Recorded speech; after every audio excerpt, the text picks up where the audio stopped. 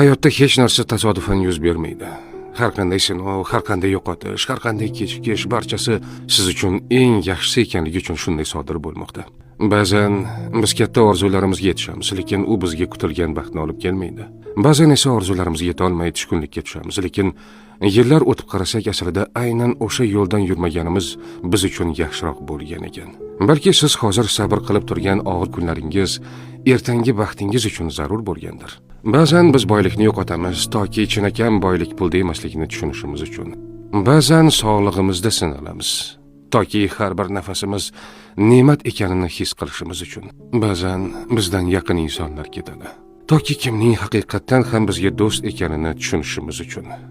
Ba'zan yo'limiz berkitiladi toki biz aslida yomon yo'ldan ketayotganimizni tushunib, to'g'ri yo'lga burilishimiz uchun. Siz hozir tushunmasligingiz mumkin, lekin bilingki, har bir kechikish yaxshiroq narsa kelishi uchun, har bir yo'qotish sizni yaxshiroq ne'mat kutayotgani uchun, har bir sinov sizni yanada kuchliroq bo'lishingiz uchun beriladi. Shunday ekan, tushkunlikka tushmang.